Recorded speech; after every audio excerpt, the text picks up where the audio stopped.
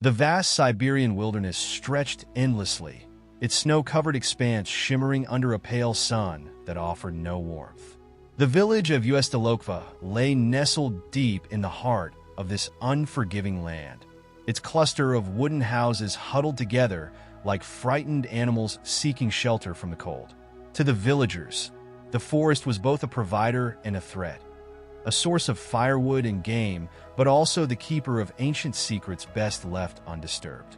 It was late November when young Pavel Ivanovich vanished. A sturdy man of 25, he had ventured into the taiga to hunt sable, a creature prized for its luxurious fur. Pavel was known for his skill with a rifle and his unshakable bravery, but 3 days passed without his return. His absence sent ripples of unease through the tight-knit community, where every face was familiar, and every absence was felt like a missing limb. The villagers organized a search party on the fourth morning, led by Mikhail Petrovich, a grizzled hunter who had spent more years in the forest than out of it.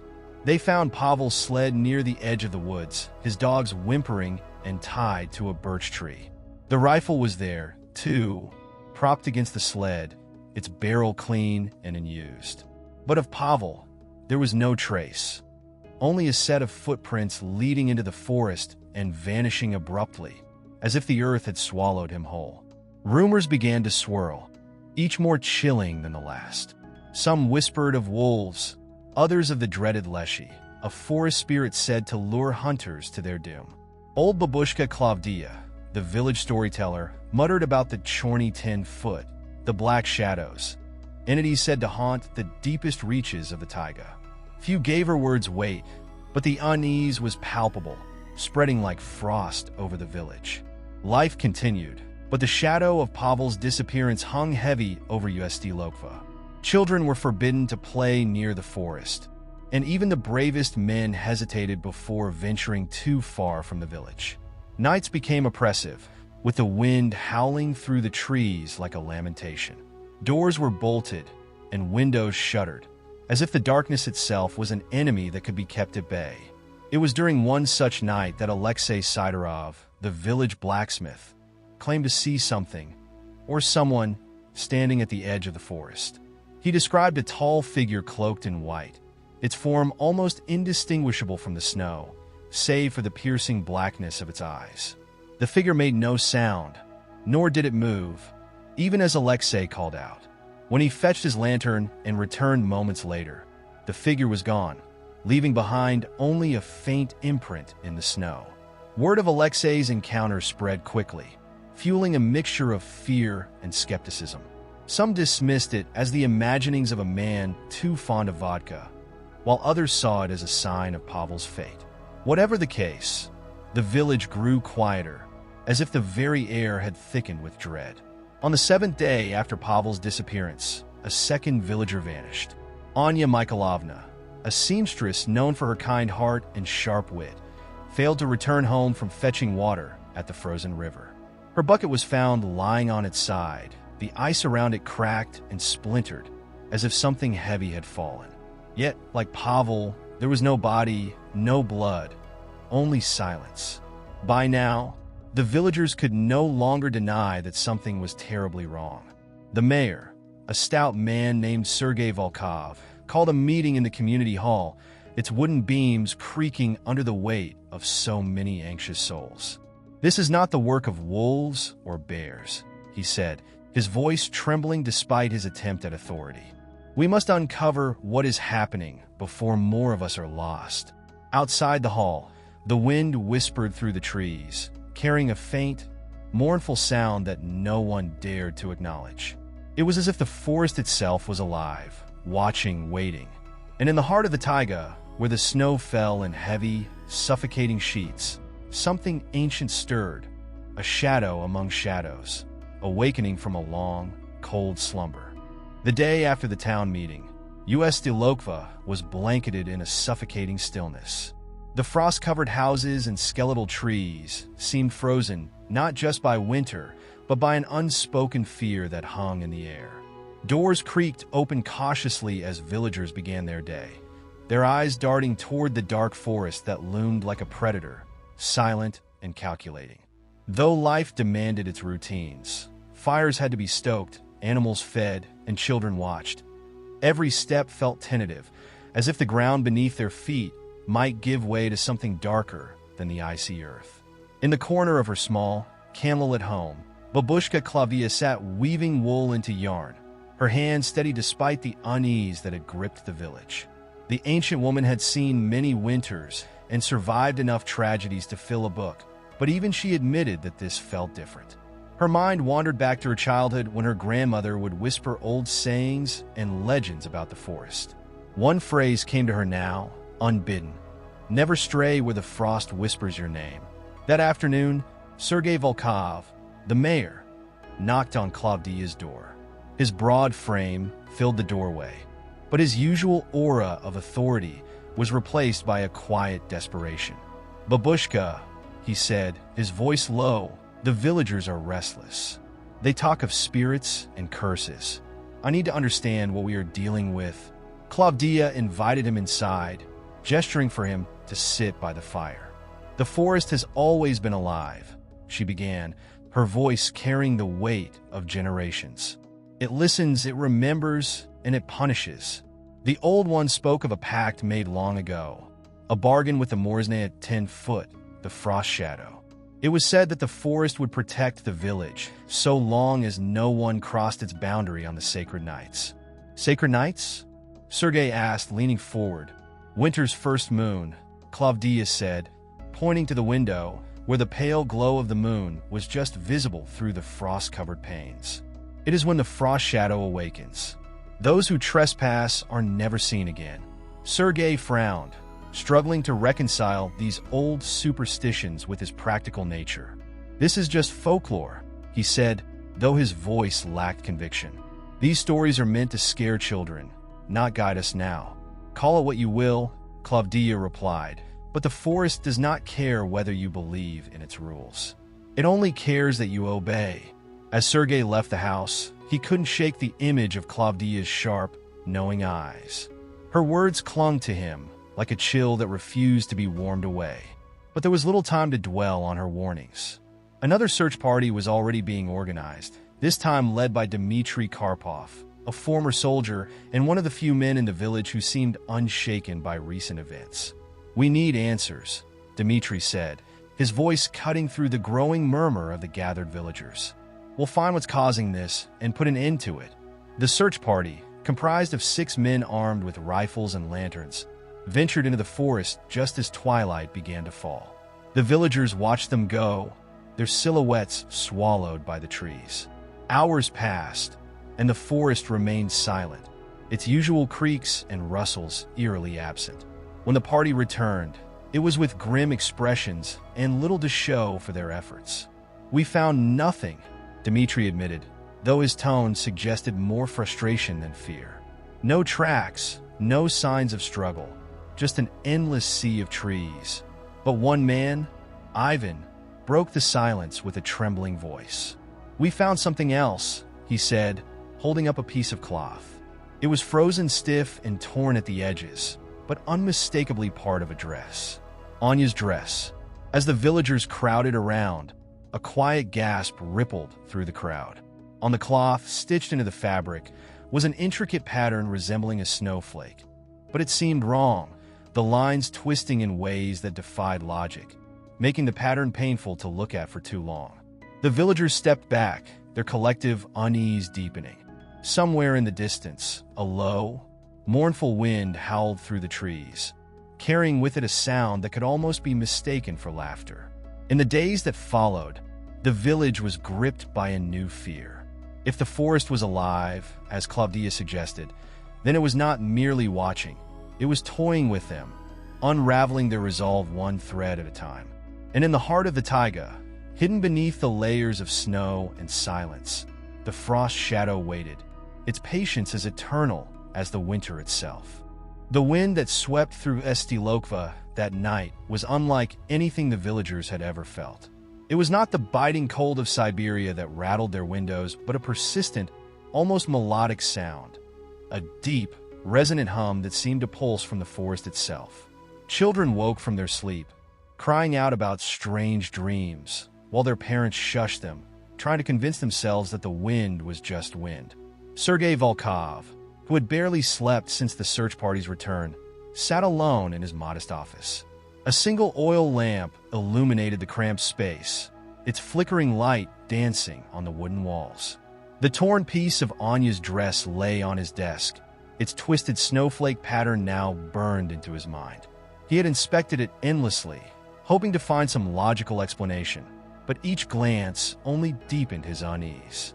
A sudden knock at the door startled Sergei, making the lamp sputter. It was Dmitry Karpov, the ex-soldier whose confidence had anchored the search party. But tonight, his face was pale, and his usual steady gaze was clouded with uncertainty. "Sergei," Dmitry began, closing the door behind him. "Something is wrong. I can't explain it, but the forest, it's not normal." "What do you mean?" Sergei asked, gesturing for him to sit. Dmitry hesitated before speaking. "I went back to the edge of the woods this evening, just to see if anything had changed. The trees, they don't look the same. They're twisted like they've been growing in spirals. And there are sounds, not animals but voices. Whispering." He paused, his jaw tightening. "I swear one of them said my name." Sergei wanted to dismiss Dmitry's words as the product of exhaustion. But deep down, he knew better. He had felt it too, the growing weight of something unseen, pressing down on the village like a hand closing around a fragile bird. Meanwhile, Babushka Klavdia's warnings continued to echo in his mind.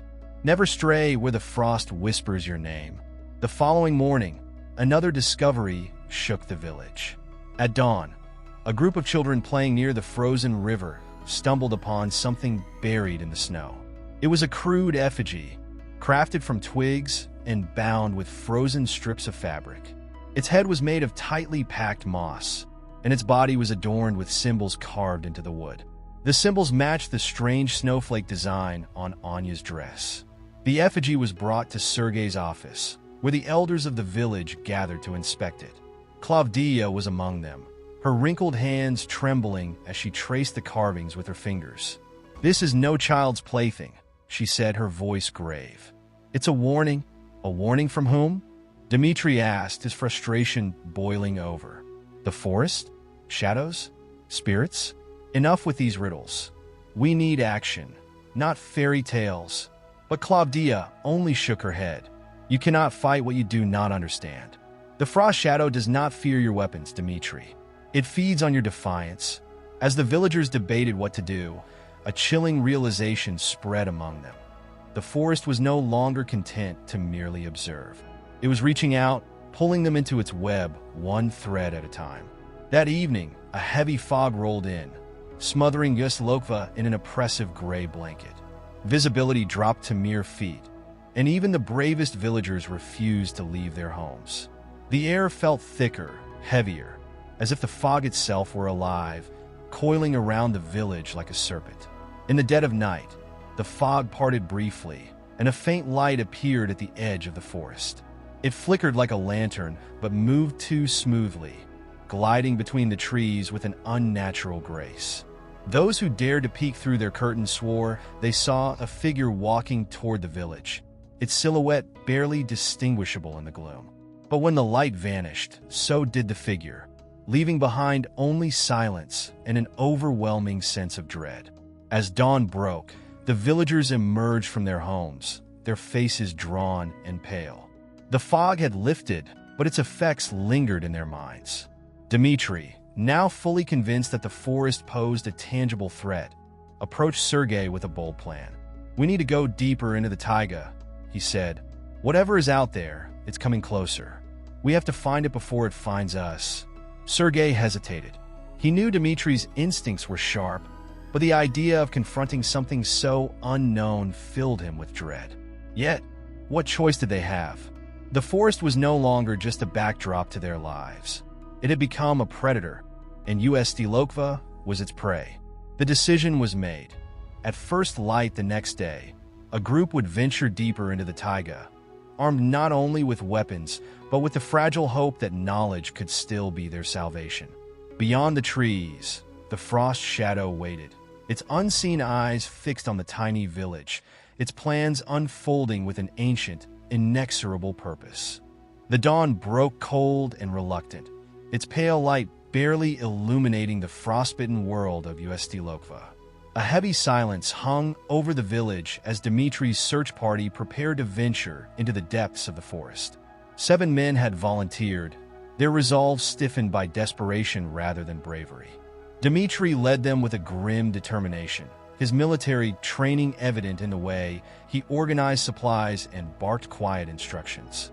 Each man carried a rifle, a lantern, and provisions, though none could say for certain what they were preparing to face.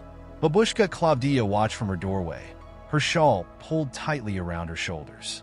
Her eyes, dark as coal, fixed on Dimitri as he walked by.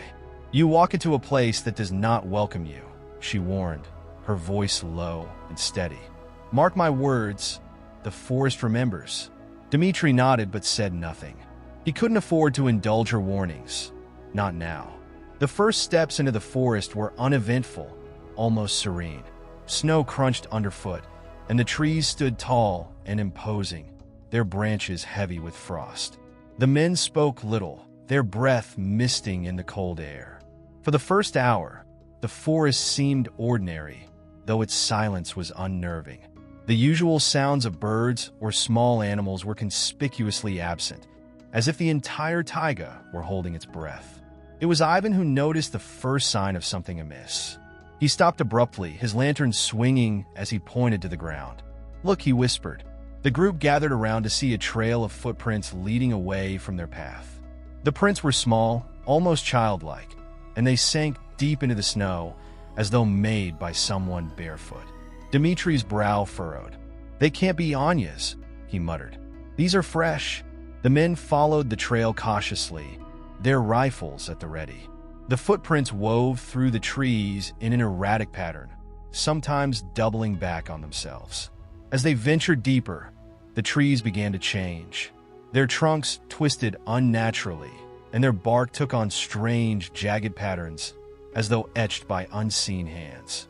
One of the men, a young hunter named Pavel, reached out to touch a tree. The moment his hand made contact, he recoiled with a sharp cry. "It's warm," he stammered, staring at his trembling hand. "The tree, it's warm."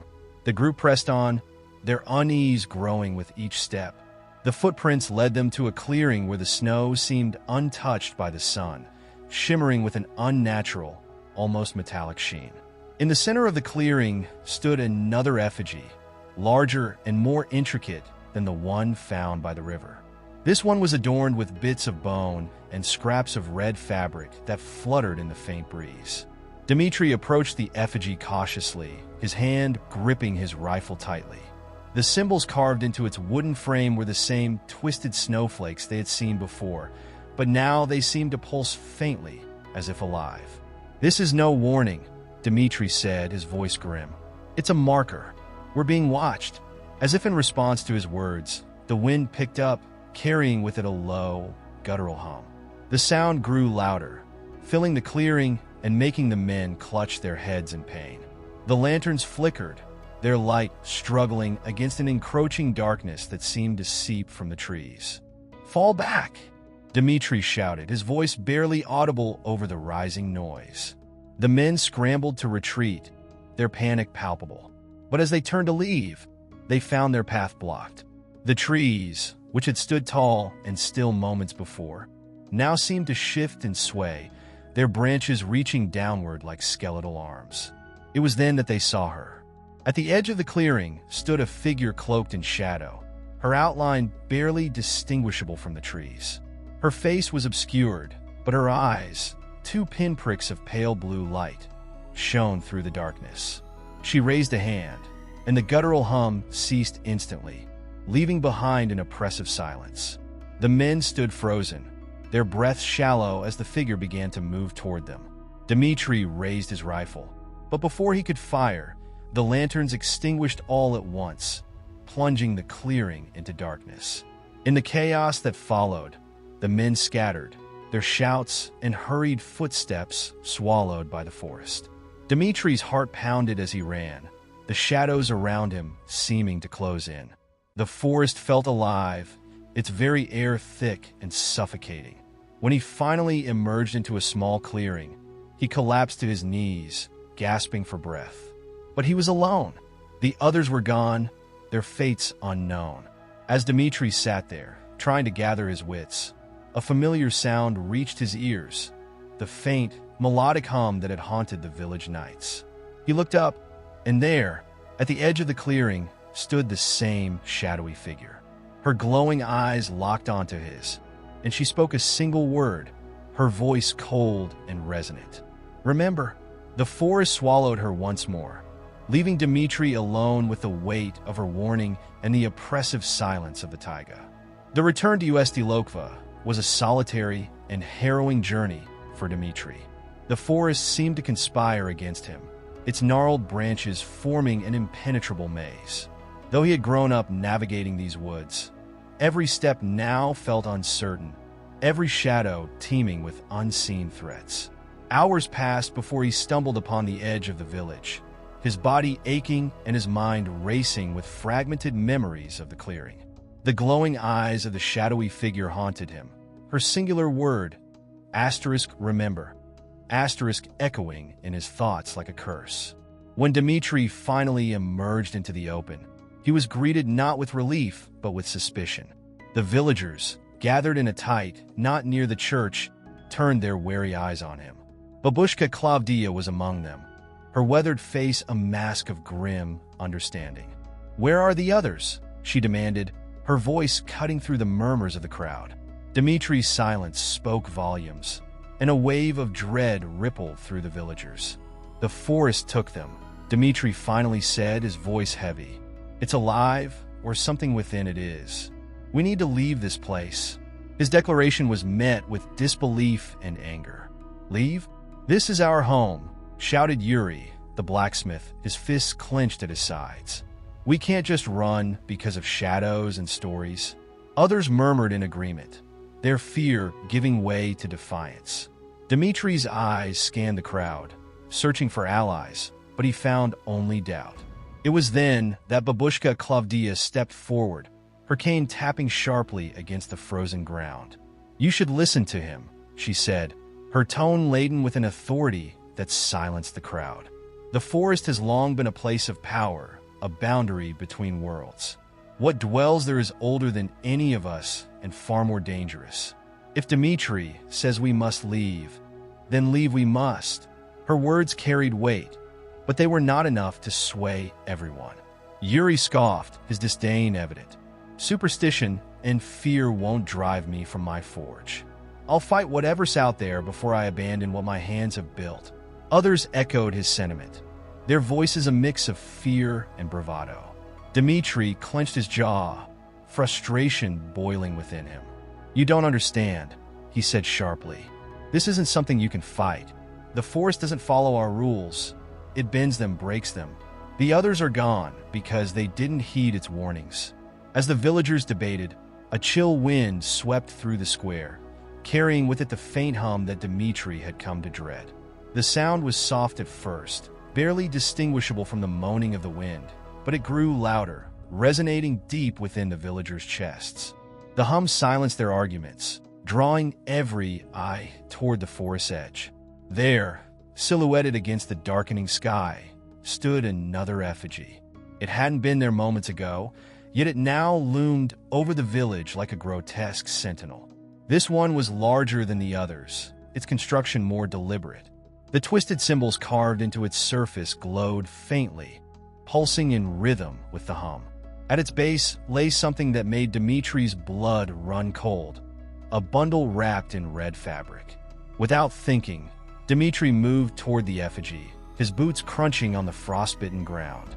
The villagers hesitated, their fear rooting them in place. But Babushka Klavdia followed close behind him, her cane tapping a steady rhythm. When Dmitri reached the effigy, he knelt to inspect the bundle.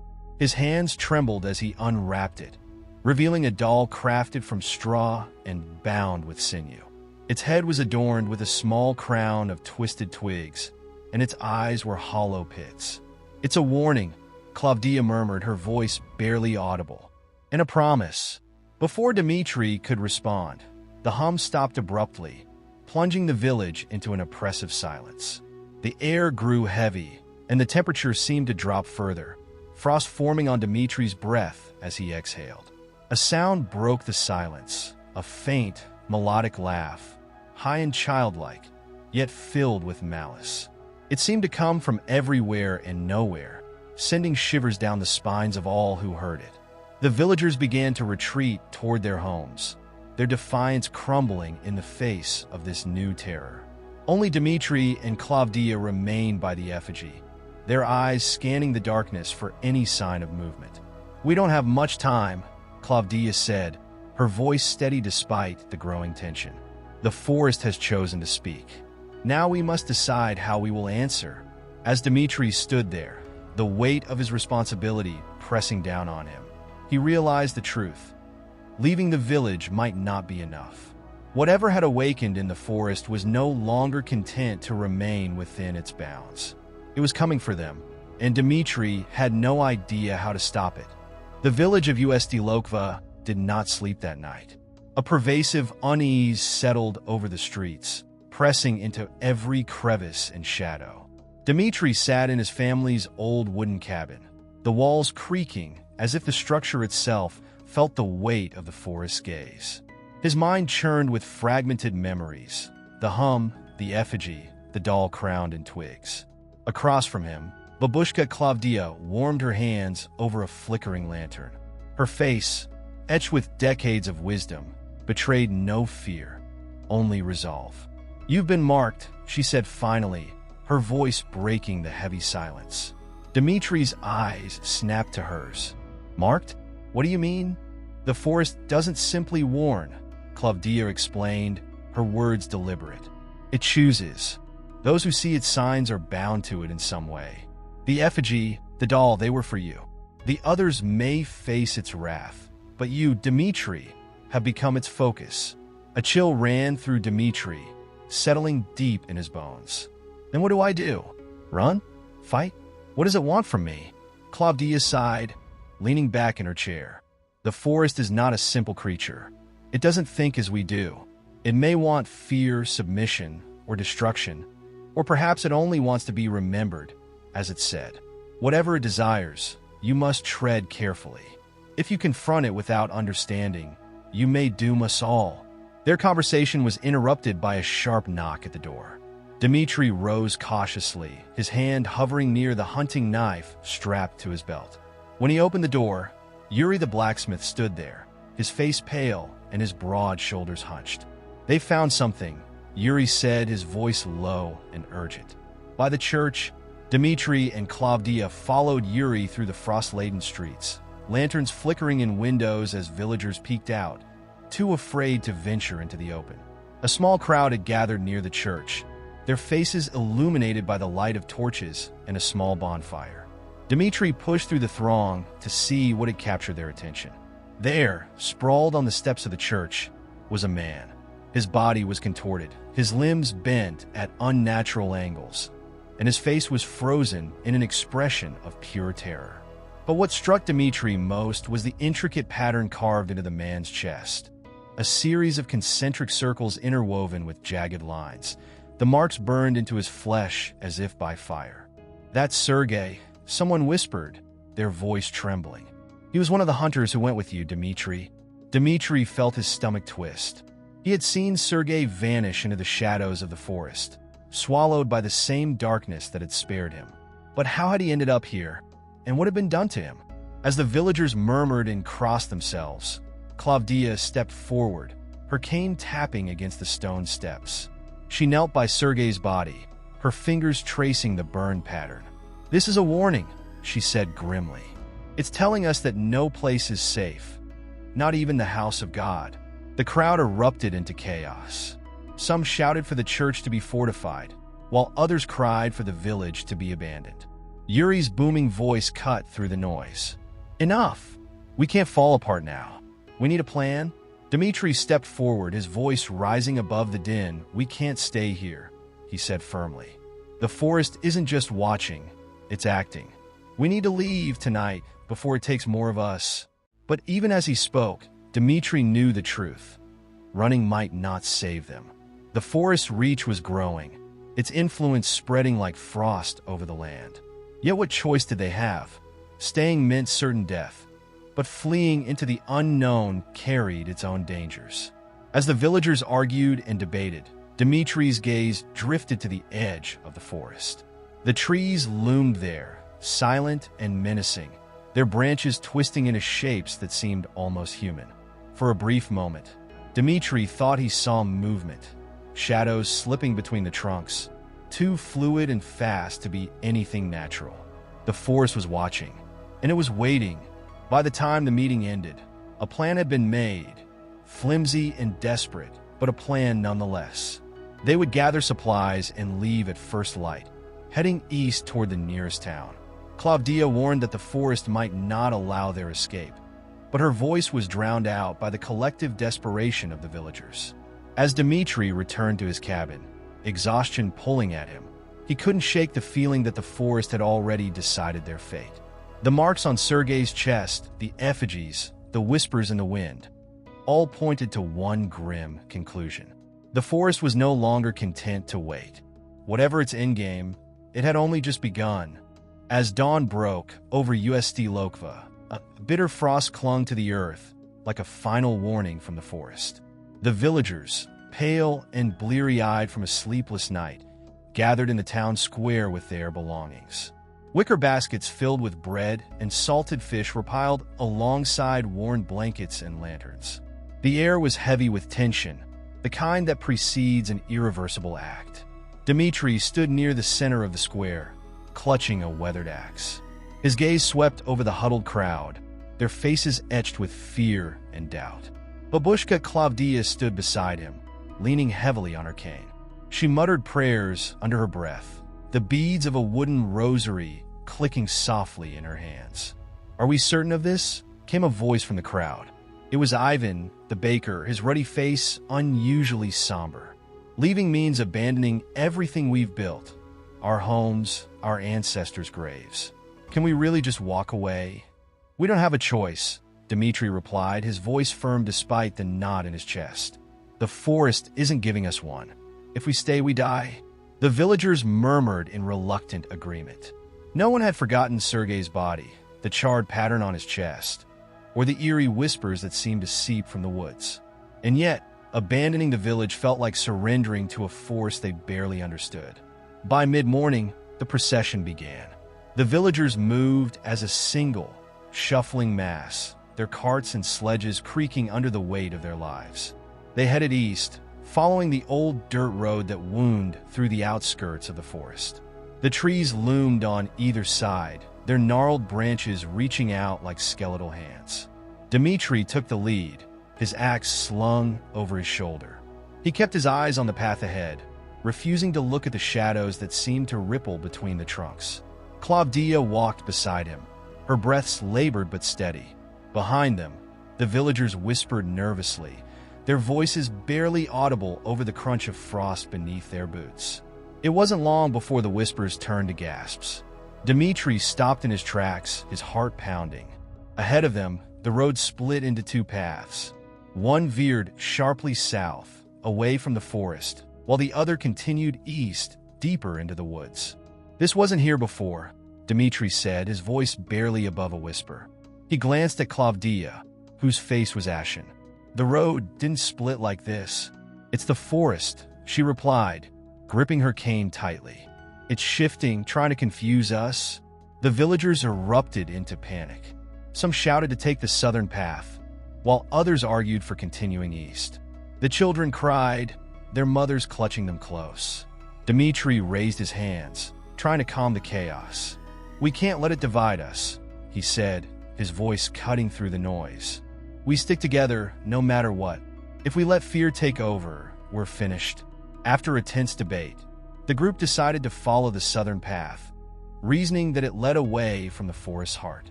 The air grew colder as they moved, the frost thickening into ice. Dimitri felt the hairs on the back of his neck rise. Something was wrong. The first sign of trouble came an hour later.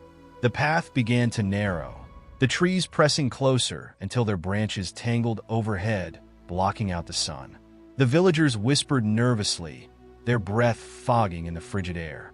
Dmitri tightened his grip on his axe, his senses on high alert. Then, without warning, the path ended. The villagers stood at the edge of a vast clearing, the ground littered with strange symbols carved into the frost. At the center of the clearing stood a massive effigy, far larger and more grotesque than the ones Dmitri had seen before. Its twisted form was draped in animal hides and bones, its hollow eyes staring directly at them.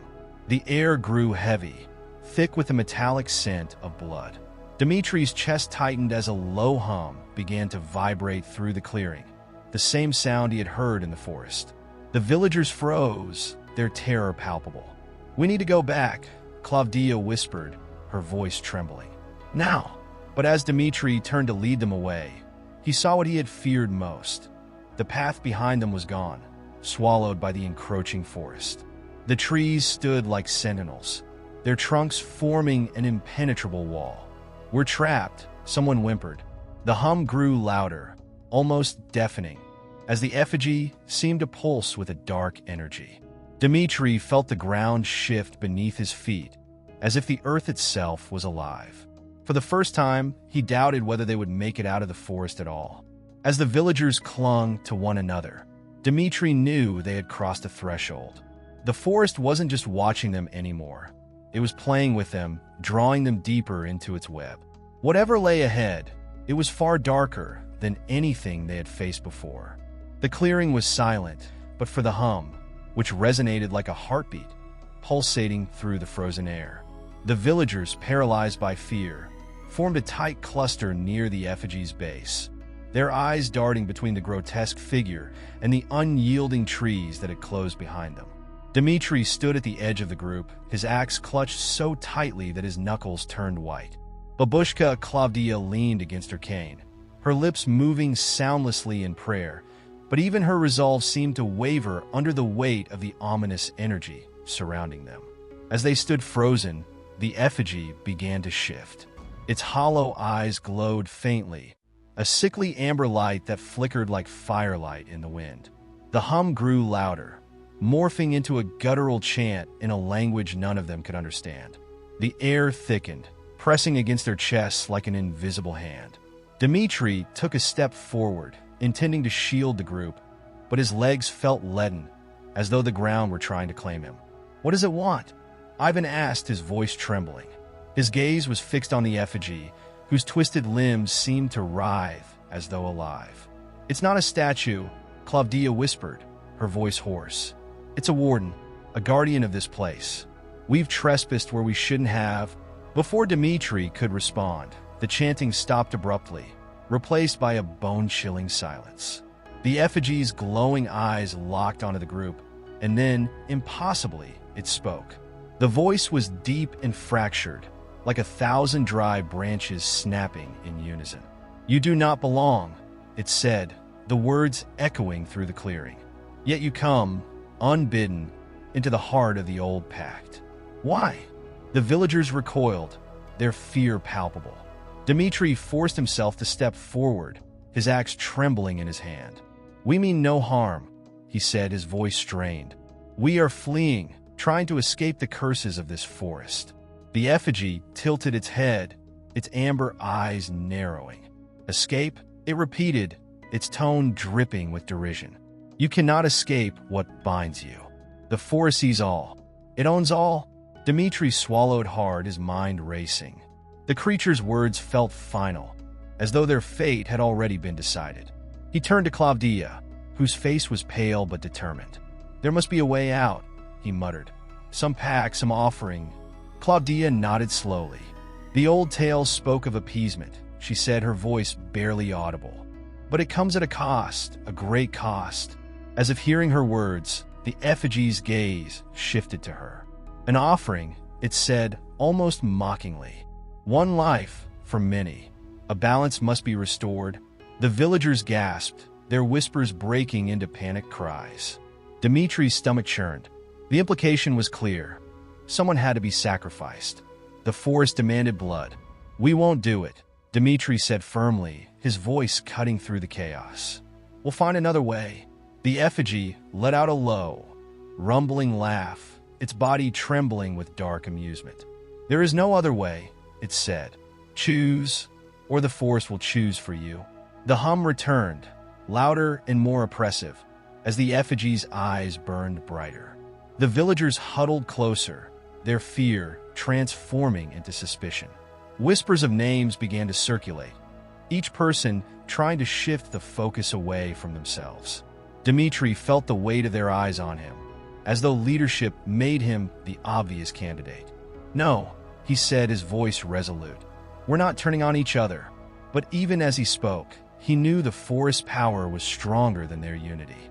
The ground beneath the effigy began to crack, and from the fissures emerged roots, slick and writhing like serpents. They inched toward the group, slow but relentless. Dmitri raised his axe, preparing to strike, but Klavdia placed a hand on his arm. "This is beyond you," she said, her voice soft but firm. "The forest doesn't care about bravery or sacrifice. It cares only for its balance." Before Dmitri could argue, Klavdia stepped forward, her frail figure dwarfed by the monstrous effigy. She turned to the villagers, her eyes full of sorrow and resolve. "This is my time," she said. "I've lived long enough. Perhaps my blood will calm the forest." "No!" Dmitri shouted, lunging toward her, but the roots encircled him, holding him back. The villagers cried out in protest, but none dared to move. Klavdia knelt before the effigy, her voice steady as she murmured prayers. The roots coiled around her, lifting her toward the glowing eyes. The forest seemed to hold its breath as the effigy spoke once more. "Balance is restored," it said, and with a blinding flash of amber light, Klavdia was gone. The roots retreated, and the oppressive hum dissipated. The villagers stood in stunned silence, their grief mingling with a strange sense of relief. The path behind them reappeared, a clear route back to USD Lokva. But Dmitri felt no relief. As he stared at the now motionless effigy, he realized the truth. The forest wasn't done with them. Klavdia's sacrifice had only bought them time. The path back to USD Lokva stretched before the villagers like a fragile promise of safety, but the atmosphere remained heavy with unspoken dread. No one spoke as they shuffled forward, heads bowed and shoulders hunched. The memory of Klavdia's sacrifice hung in the air, each step echoing the weight of her final moments. Dmitri walked at the head of the group, his axe still in hand, though it felt useless against the unseen forces lurking in the forest. The trees seemed less alive now, their once snarling branches limp and heavy, as though sated by Klavdia's offering. The air, though no longer suffocating, carried a chill that seeped into their bones. Yet Dmitri couldn't shake the feeling that they were being watched, that the forest's attention hadn't truly turned away from them. He glanced back at the villagers, their faces pale and drawn, and felt an overwhelming sense of failure. "It doesn't feel over," whispered Ivan, who had crept up beside Dmitri. His voice was low, but the fear in his tone was unmistakable. She gave herself, "But why do I feel like it's waiting for more?" Dmitri didn't answer. He didn't need to. The forest silence was oppressive, like the calm before a storm, and it gnawed at his resolve. Ahead, the path seemed to narrow, its edges consumed by creeping shadows that shifted and swirled as though alive. As the group pressed forward, the path began to split in unexpected ways, fracturing into smaller trails that snaked into the darkness. Each divergence seemed to pull at them, urging them to stray from their course. "It's trying to scatter us," Dmitri muttered, gripping his axe tighter. He turned to the group, his voice firm. "Stay together. No matter what you see, no matter what you hear, do not leave the path." The villagers nodded reluctantly, but their fear was palpable. The forest, sensing their weakness, began to whisper. At first, it was indistinct, like the rustling of leaves in a distant wind. But soon the whispers grew louder, more insistent, and horrifyingly familiar. "Help me," came Klavdia's voice, clear and desperate, as though she were just ahead on one of the splinter paths. The group froze, their eyes wide with terror. Dmitri clenched his jaw, refusing to look toward the source of the voice. "It's a trick," he said through gritted teeth. Keep moving. But the villagers weren't listening. A young woman, Ludmila, broke away from the group, her face twisted in anguish. She's alive, she cried, running toward the sound. Ludmila, no, Dmitri shouted, but the shadows swallowed her before he could reach her. Her screams pierced the air, sharp and short-lived, before silence fell once more. The group huddled closer, their resolve crumbling with each passing moment. Dmitri felt the weight of their fear pressing down on him, and for the first time, he questioned whether they would all make it out alive. The whispers began again, this time mimicking other voices. Lost loved ones, friends, even the villagers themselves. Each word was designed to lure, to divide, to conquer. Dmitri shouted over the cacophony, his voice raw with desperation. Cover your ears. Don't listen. Some obeyed, pressing their hands tightly against their heads, but others hesitated, their expressions torn between reason and the seductive pull of the voices. The forest seemed to revel in their torment, the shadows growing thicker, the whispers louder. Dmitri grabbed Ivan by the arm, forcing him to meet his gaze. We have to keep moving, he said. If we stop, we're dead. Ivan nodded, his face pale but determined. Together, they pushed the group forward, dragging those who faltered. The path narrowed further, the forest closing in around them like a living thing. Dmitri's heart pounded as he realized that the trail ahead was shrinking, the way out becoming smaller and smaller with each step. Then, without warning, they stumbled into another clearing. This one was smaller than the last, its center dominated by a gnarled tree with bark as black as coal. Its branches twisted upward like skeletal hands, and at its base lay a crude stone altar, stained dark with what could only be blood. The whispers stopped, replaced by an eerie silence that felt even more oppressive. The villagers froze, their eyes locked on the altar, their breaths shallow and quick. Dmitri stepped forward, his axe raised, but his hands trembled. This isn't the way back, Ivan whispered, his voice barely audible. No, Dmitri said, his voice hollow. It's not. As the group stared in horrified silence, the ground beneath the altar began to shift. The earth trembled, and from its depths emerged a figure cloaked in shadows, its form indistinct but undeniably human. Its eyes burned with the same amber light as the effigy, and its voice, when it spoke, was both familiar and alien. You have strayed, it said, the words reverberating through the clearing. The forest does not forgive. The villagers backed away, their fear turning to panic. Dmitri stepped forward, his axe trembling in his hands but his resolve hardening. What do you want from us? He demanded. The figure tilted its head, a cruel smile forming in the shadows. You will see, it said, and with a flick of its hand, the shadows around the clearing came alive. Dmitri barely had time to raise his axe before the darkness closed in. The darkness that had descended upon the clearing was unlike anything Dmitri or the villagers had ever encountered. It wasn't simply the absence of light, but a palpable presence, a suffocating force that clung to their skin and seeped into their minds. The air grew thick, as if the very essence of the earth itself had come alive, tightening around them like a noose. Every breath became a struggle. The shadows seemed to move with a will of their own, curling and twisting around their legs, their arms, their necks. Dmitri's first instinct was to swing his axe, to fight back against the encroaching blackness. But as his arm cut through the air, the blade met nothing but an oppressive resistance, as if the darkness itself was an unbreakable barrier. The figure, the one that had emerged from the altar, watched them with cold, unblinking eyes, its smile widening as it observed the chaos around them. Its voice reverberated in the air, not just from its mouth, but from the very ground beneath them, vibrating in their bones. You cannot escape, it intoned, each word dripping with an eerie finality. This is not your land. You are trespassers in a place where you do not belong. The villagers stumbled back, their faces filled with terror. Some collapsed to the ground, their hands clutching at their throats as if the very air was choking them. Others simply stood frozen, staring at the shadowy figure with wide eyes, unable to move, unable to look away. Dmitri felt his own legs weakening, his vision starting to blur as the weight of the darkness pressed in from all sides. The world itself felt like it was slipping away, as though the earth beneath his feet was no longer solid but a vast, hollow expanse.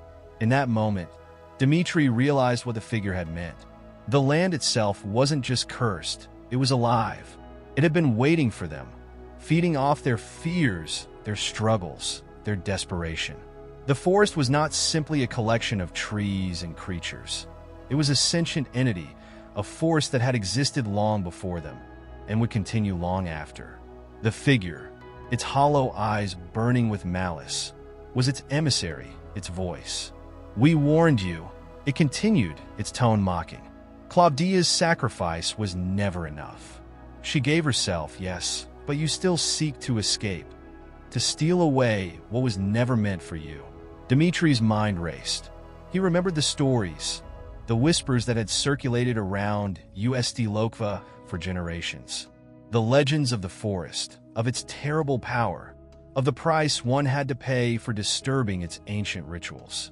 He thought of Claudia, of the way she had stepped forward, brave and willing to give herself to the darkness, in an attempt to save the rest of them.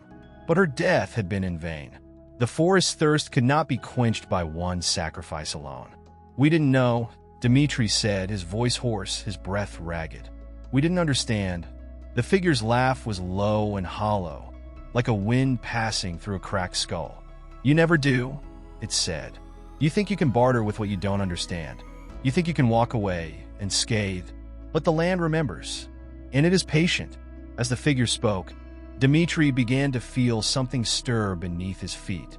The ground trembled, a low rumble spreading outward from the altar.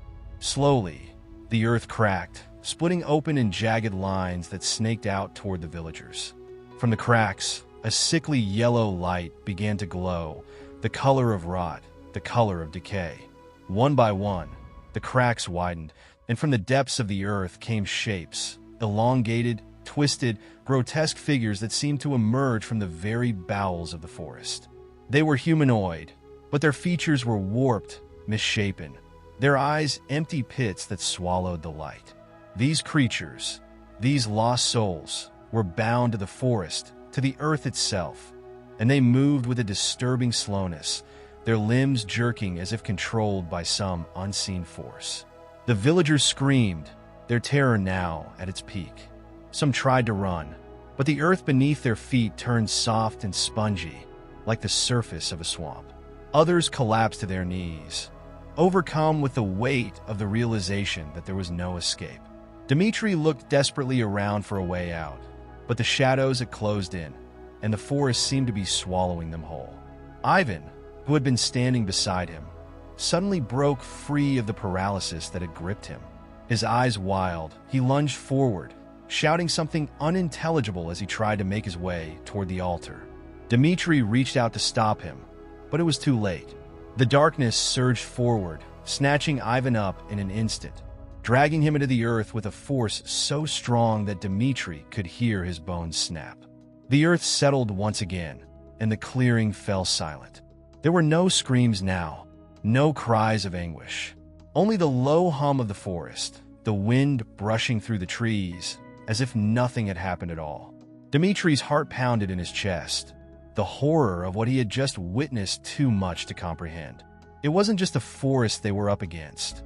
It was the earth itself, the very land that had given birth to the village, the land that had been poisoned by centuries of neglect and ignorance. This was not a fight they could win. They had already lost, and now, it seemed, there was no way out. Dmitri sank to his knees, his axe slipping from his grasp. His thoughts were clouded by the darkness that surrounded him, his mind struggling to make sense of the overwhelming reality they now faced. The sacrifice had failed, Claudia's death had meant nothing, and the forest, no, the land, had claimed its due. And as the yellow light from the earth began to fade, Dmitri realized that this was just the beginning. The horrors that awaited them were not confined to the shadows. They were buried deep within the soil, waiting for the moment when they would rise again.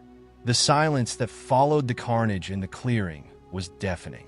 Dmitri sat motionless, his body stiff from both fear and exhaustion, his gaze fixed on the place where Ivan had disappeared into the earth. The ground had sealed itself with an unnatural finality, as if the forest had swallowed its own mistake. The air, heavy with the stench of decay, seemed to thicken around him. He could no longer hear the rustling of the trees, nor the calls of the animals, only the distant hum of something malevolent lurking beneath the surface. The once charming village of Ustylokva had never seemed so distant, so unreachable. A chilling realization began to take shape in Dmitri's mind. The land, the forest, the earth beneath his feet, it was all a living, breathing entity. It wasn't just cursed, it was conscious. It had been waiting for centuries for someone, anyone, to disturb its slumber. And now, that slumber had been shattered. He thought of the old stories, the legends of the sacred land, passed down through generations like whispers on the wind. Stories of a place where the earth was both protector and punisher, where sacrifices were made not out of reverence, but out of necessity, a necessity to keep the land appeased. And now, it seemed, the cost of silence had come due. Dmitri's mind raced through the fragments of the tales he'd heard as a child. He remembered how the village elders had spoken of the forest with reverence, as if it were a force far beyond their comprehension. They had never spoken of what exactly lay beneath the trees, only that the land demanded respect and the occasional offering. Klavdia had been the last offering. Dmitri had known her well. She was a kind soul, a woman of faith, devoted to her family and the village. Her sacrifice, it seemed, had been in vain. The ground trembled again, this time more violently, as though it were responding to Dmitri's thoughts. A low rumble spread out from the center of the clearing, followed by an eerie cracking sound.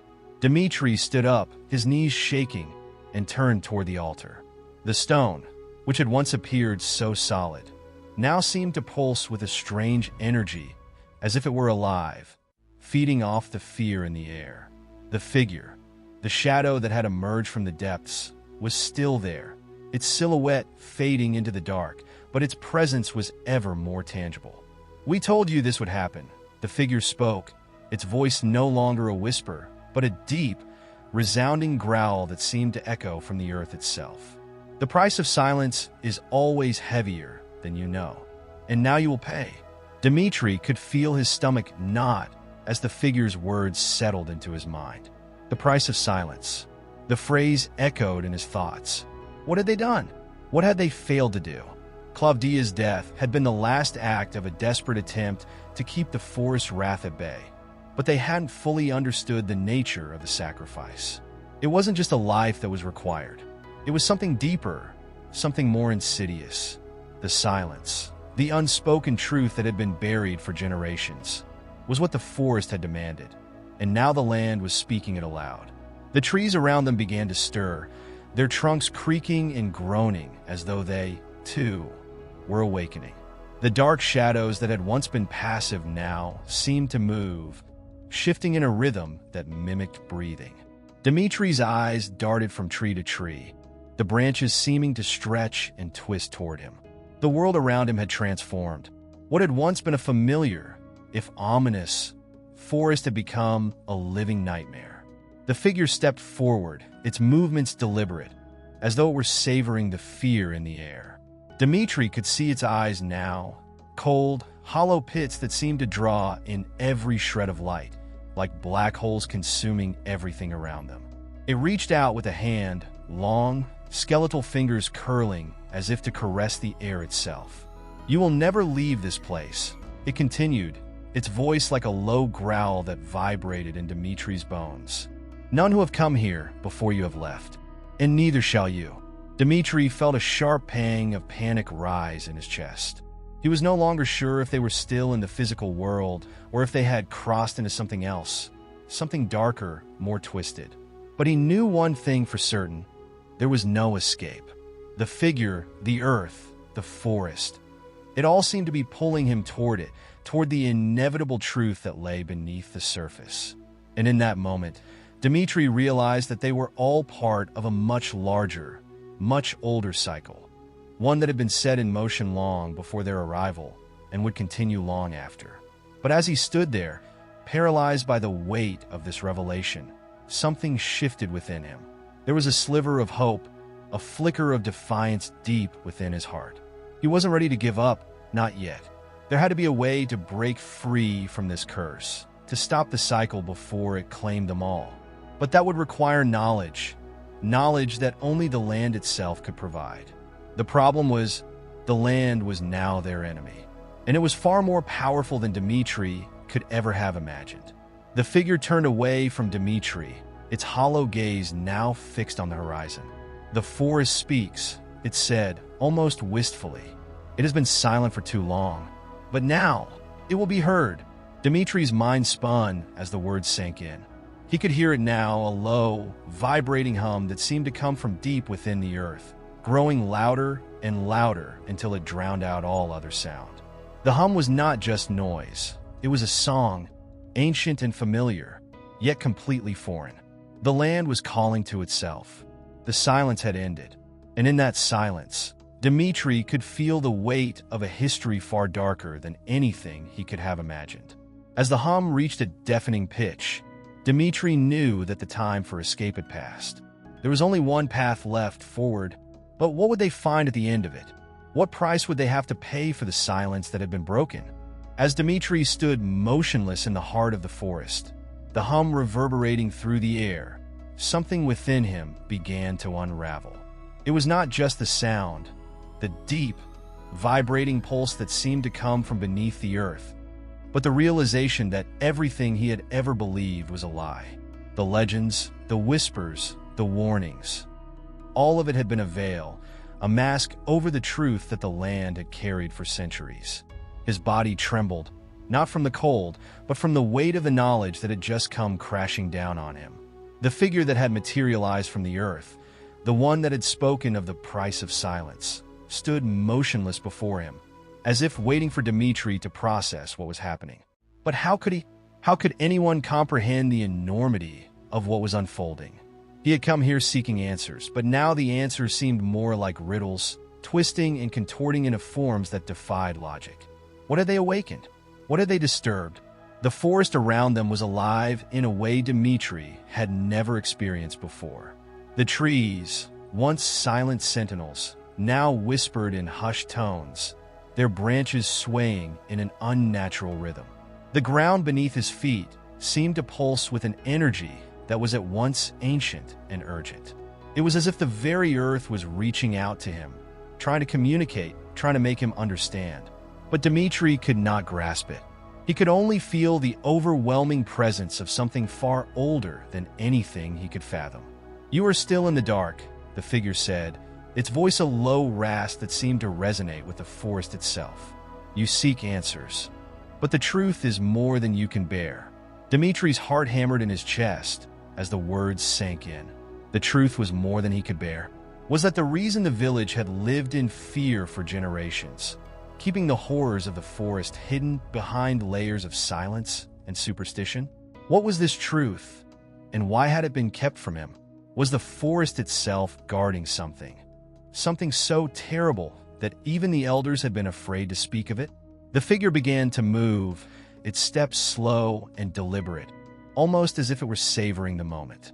"Do you know what it means to silence the land?" it asked, its voice carrying an eerie calm. To silence its song, its cry, its hunger? It is to betray it, and in betrayal, there is no redemption. There is only the inevitable reckoning. Dmitri's mind raced. Betrayal? The land had been silenced for centuries. But by whom? And why? Was it the villagers in their ignorance who had allowed the forest to grow silent? Or was it the forest itself that had chosen to withdraw from the world? He had always heard the stories of how the land was once alive with energy, how the trees had whispered secrets to those who dared to listen. But now, it seemed, the whispers had grown deafening. "You don't understand," Dmitri whispered almost to himself. "We never meant to disturb it. We thought we were protecting it." The figure stopped before him, its presence overwhelming. "Protection? You think that your silence protected anything? You think your offerings to the forest were out of reverence? The figure's voice dropped to a chilling whisper. The land has no need for your offerings. It only needs your compliance.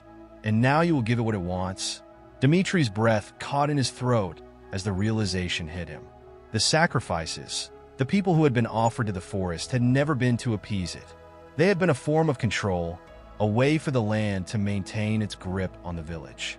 The silence was not a means of protection. It was a leash, keeping them bound to the earth's will. And now, it had come to collect what was due. A strange calm washed over Dimitri as the weight of the truth settled into his bones. He had never asked the right questions. He had always accepted the stories, the legends, as fact, never daring to challenge the narrative the elders had passed down. But now, he saw it all for what it was, a carefully constructed illusion designed to keep the villagers obedient and the land fed. As the realization fully settled in, Dimitri understood that there was no going back. The land had chosen him as its next servant, its next offering. There was no escaping it, no bargaining with it. The forest, the earth, the figure. It was all part of a larger, far-reaching force, one that had been manipulating the villagers for centuries. It was not a curse, nor was it a divine retribution. It was something far more insidious. It was a symbiosis, a relationship of power, of control, and of inevitable submission. The hum of the earth grew louder, more insistent, until Dimitri could feel it vibrating in his bones. The forest was speaking to him, urging him to accept his fate. And for a moment he considered it. Perhaps there was no hope for escape, no way to undo the damage that had been done. Perhaps the only way to survive was to submit, to give in to the land's will, and become a part of the cycle that had been in motion long before his birth. But even as the thought crossed his mind, something deep inside him recoiled. The truth was unbearable, yes, but it was also liberating. The silence had been broken, and with it, the power of the land's deception had been shattered. Dimitri could feel the last of the chains that had bound him to the forest will begin to fray. He had been brought here for a reason, and it was not to submit to the land's power. He would not become another offering, another pawn in its endless game. The figure before him seemed to sense his resolve, its hollow eyes narrowing. "You think you can defy the land," it hissed. "You think you can break the cycle?" Dimitri's voice was low but firm. "I don't know if I can break the cycle, but I will fight it with everything I have."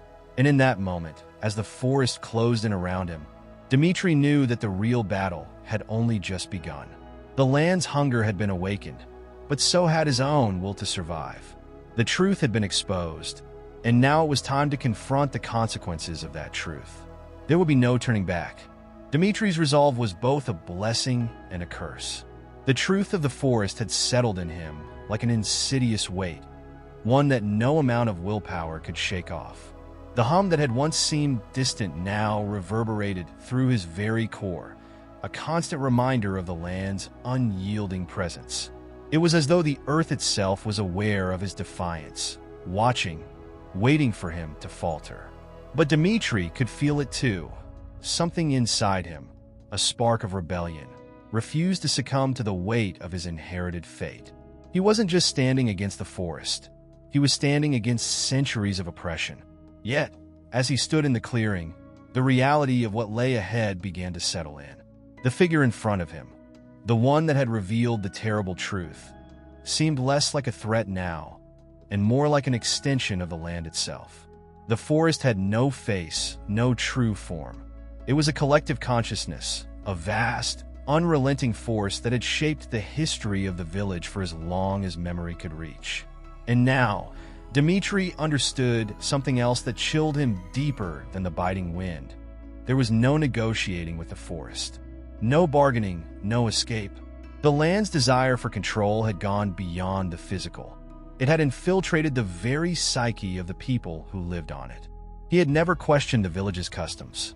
The rituals of silence, the offerings to the forest, the isolation. Everything had seemed like a necessary part of life, something that had been ingrained in the collective consciousness of the village. But in that moment, Dimitri realized that the village itself had been complicit in maintaining the land's grip. They had lived in fear, not because of the forest's wrath, but because they had chosen to ignore the truth. The forest wasn't just a physical place. It was a part of them. The forest's power was tied to their existence. Their silence, their obedience had fed it. The figure before him tilted its head slightly, its hollow eyes studying Dmitri as if weighing his every word. "Do you understand now?" it asked, its voice both soothing and terrifying. The forest does not hunger for blood. It hungers for control, for loyalty. It feeds on your submission. Dmitri wanted to scream. He wanted to shout that he would not be controlled, that he would not be a part of the cycle. But the more he thought about it, the more the weight of the figure's words sank in. It was impossible to fight the forest. Even now, as he stood there, he could feel the tendrils of its influence pulling at his mind, at his very thoughts. The forest had planted itself in the deepest recesses of his being, binding him to it in ways he could not understand. "You think you can escape," the figure said softly, as though reading his thoughts. "But there is nowhere to run. You are already tied to this land, Dmitri. You always have been." The air felt thick, oppressive. Dmitri felt his legs tremble beneath him, but he forced himself to stand tall. The desire to run was overwhelming, but he knew that if he turned his back now, it would be the end. There was nowhere to hide from the forest, nowhere to hide from the truth. "I will not submit," Dmitri said, his voice shaking but resolute. "I will not let this land claim me." The figure seemed to consider his words, its expression unreadable. Then, in an instant, it vanished, fading into the shadows of the trees like smoke. Dmitri was left standing alone, surrounded by the eerie stillness of the forest. But the silence was not peaceful. It was suffocating, pressing in on him from all sides. For the first time, Dmitri felt the full weight of what he was up against. The forest had no mercy. It was not a force that could be reasoned with or appeased. It was a relentless, unyielding power that had existed long before his ancestors had settled here, and it would continue long after he was gone. The ties that bound him to the land were not just symbolic. They were deep, ingrained in the very fabric of his being. And no matter how much he fought against it, he was bound to the forest by something deeper than blood or ancestry. He began to walk back toward the village, his footsteps heavy, each one echoing the weight of his thoughts. The sun was setting, casting long shadows across the forest floor. As he walked, his mind raced with the implications of everything he had learned. The village was not a sanctuary from the forest. It was a part of it. Every house, every tree, every person, it was all part of the same cycle, the same web of control. He thought of the people in the village, the elders who had taught him the stories of the forest. Were they aware of the true nature of the land, or had they been deceived just as he had been? The more he thought about it, the more he realized that there was no one left who truly understood the forest. They had all been trapped in their own web of silence, each generation passing down the same false narrative. As Dmitri reached the edge of the village, he felt a sudden surge of anger. How long had they been living this lie? How many more people would be sacrificed to maintain the forest hold? He couldn't stay in the village any longer, not with the knowledge he now possessed. But where could he go? The forest was everywhere, its presence seeping into the very air they breathed. The ties that bound him to this place were not just physical. They were emotional, psychological. The forest had its claws in everything, and Dmitri was no exception. He knew, deep down, that he couldn't face this alone. He would need help, but who could he trust? The villagers were all complicit in the silence. They had all been part of the same cycle. Who would believe him now? Who could help him break the chains that bound them all? As the darkness of night fell, Dmitri made his decision. He would leave the village. He would seek out the truth, even if it meant confronting the horrors of the forest head-on. There was no other choice. He had to find a way to break the cycle, to free himself and the village from the land's control. But as he set out into the night, he couldn't shake the feeling that the forest was watching him, waiting for him to make the first mistake. Dmitri's decision to leave the village was not born of hope or optimism, but rather a desperate need to understand the depth of the forest's hold and to uncover the truth that had been buried beneath layers of silence for generations. As he stepped beyond the village's boundary, The familiar sights of home faded into the backdrop of the towering trees and the dense undergrowth that lay ahead. He was walking into the heart of the very place he had once feared, but now there was no turning back. The forest called to him, its presence undeniable, its whispers constant. There had always been an unspoken understanding in the village. Once you left, you didn't return. The land would reclaim anyone who strayed too far from its grasp. That thought had kept Dmitri tethered for so long. But now, as he ventured deeper, he could feel the force of the forest itself pushing against him. It was a force that could not be easily understood, a force that had shaped the lives of everyone in the village without them ever fully realizing it. And now, Dmitri had become its target. The knowledge he carried, the understanding of the cycle and the land's insidious control, had made him both a threat and a prisoner. The forest was not a mere backdrop to his life. It was an entity, a living force with desires and an ancient hunger that went beyond physical sustenance. The path before him was winding and uncertain, as though the trees themselves were shifting in response to his intrusion. There was no map to guide him, no signs to follow. The only way forward was through the heart of the unknown. Every step felt as though it were leading him deeper into a trap, a maze designed by forces older than any of them. But Dmitri had no choice. To understand what he was up against, he needed to confront the source of its power. The air grew heavy as he moved deeper into the forest. The light of the setting sun barely penetrated the dense canopy, casting long, shifting shadows that seemed to dance around him. There were no sounds of animals or birds, just the oppressive silence that had plagued him since that first night of strange dreams. His breath came in short bursts, and every snap of a twig beneath his boots felt like a gunshot in the stillness. But there was something else. He could feel the presence of eyes on him, though he saw no one. The trees seemed to lean closer, their branches stretching like fingers reaching out to grasp him. Dmitri shook off the sensation, pushing forward with a determination that came from a place he didn't fully understand. His mind raced with questions. What was it that kept the villagers tied to this land? Why had they chosen to remain silent for so long? And who, if anyone, would be able to help him break the forest hold? These were questions with no easy answers, but Dmitri knew that the answers lay ahead. He could no longer afford the luxury of ignorance. He had already learned too much. As he walked, he could not help but recall the words of the figure in the clearing, the one who had revealed the true nature of the forest. The forest does not hunger for blood.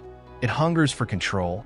Those words echoed in his mind, resonating with an eerie truth that had only deepened his sense of foreboding. The forest's hunger wasn't for bodies. It was for something more insidious. It wanted obedience, loyalty, and control over the minds and hearts of those who lived within its reach.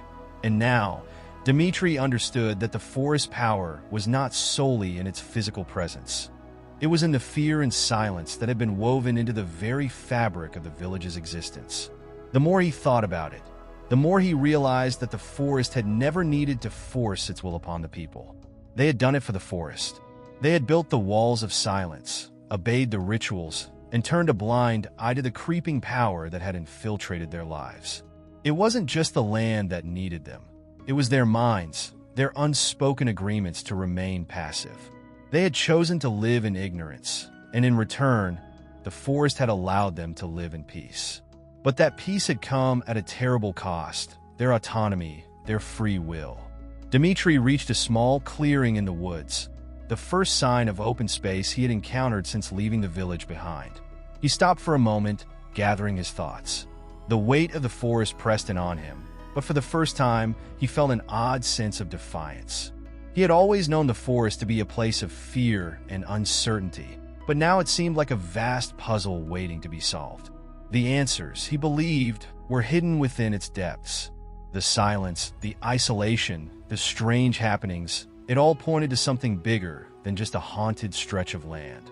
It pointed to a power that transcended human understanding. He had no clear plan, no specific direction to follow. But as he stood in that clearing, he knew that he needed to find someone who had answers. Someone who had been outside the forest's reach, or at least had seen it for what it truly was. In the back of his mind, he thought of the old woman in the village, the one who had always spoken of the forest in hushed tones. She had never spoken plainly, but Dmitri had heard rumors. Whispers of a woman who had lived beyond the village, someone who might know the secrets the land kept hidden. Perhaps she was the key.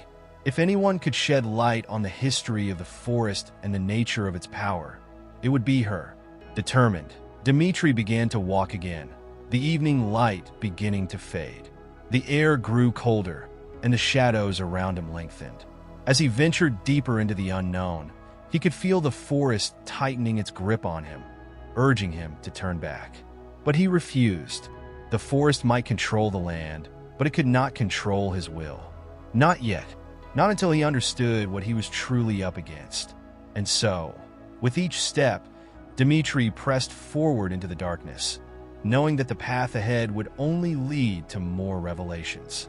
The forest was watching, but Dmitri was no longer afraid. His mind was set, and his resolve was unshakable. He had already taken the first step on a path that could change everything.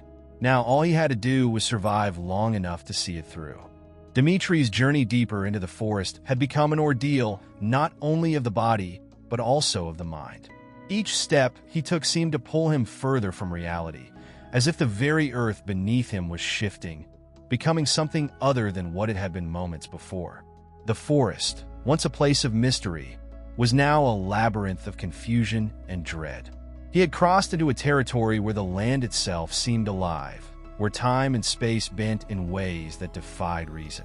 The silence was almost unbearable, but more troubling was the sense of being observed, watched by something ancient, something that had been lying in wait for him. It had been hours, maybe longer, since Dmitri had last seen any sign of human presence. His mind raced with thoughts of the village, the people he had left behind. How had they come to accept this strange, symbiotic relationship with the forest? Why had they surrendered their will so willingly, living in a constant state of fear and quiet obedience? Dmitri had always suspected that the forest held some kind of power over them. But the deeper he ventured, the clearer it became that it was not just the people who were at its mercy. It was the land itself that was trapped in a cycle, bound by an unseen force that had been in place for generations, perhaps centuries. His thoughts were interrupted by a sudden shift in the air. The temperature dropped, and an unsettling sound, a whisper, reached his ears. It was faint at first, barely more than a breath, but it grew louder as he continued forward. It was a voice that seemed to echo from everywhere and nowhere all at once. Dmitri stopped in his tracks, straining to listen, but there was no clarity to the words, only the sensation that they were meant for him, that they were calling him. He had heard stories from the village, stories of voices that came from the forest, of people who had wandered into these woods and never returned, their bodies never found, only their voices lingering in the air. Dmitri shuddered but pressed on. The path he had chosen was taking him deeper into the forest, and he could feel that he was nearing something significant, something that might finally unravel the truth of the land's dark power. But the voice, those whispers, continued to haunt him, following him, fading and returning as if mocking his every move. He tried to shake them off, but each time the sound grew closer, more insistent. In the distance, Dmitri saw something through the trees, a faint glow like a light in the distance. It was not the moon or the sun, both of which had long since disappeared behind the thick canopy of branches above him. No, this was something else. It was a warm, golden light that seemed to pulse with a strange rhythm. Intrigued and somewhat drawn to it, Dmitri found himself moving toward it without fully understanding why.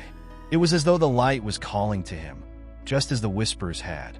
And as he drew closer, he realized that the light wasn't a single source, but rather a number of smaller glows scattered across the ground. When he reached the clearing, Dmitri's heart skipped a beat. In front of him was a circle of ancient stones, worn and moss-covered, forming an almost perfect ring.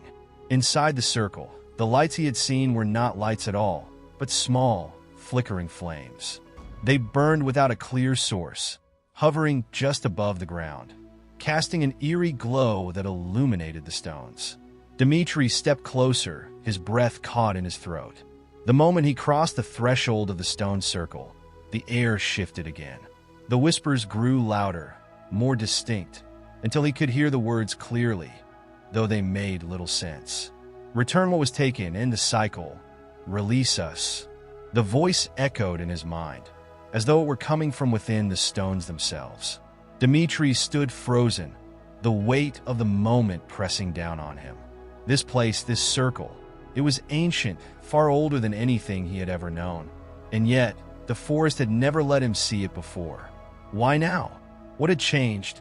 His fingers brushed against one of the stones, and he felt a pulse of energy surge through him.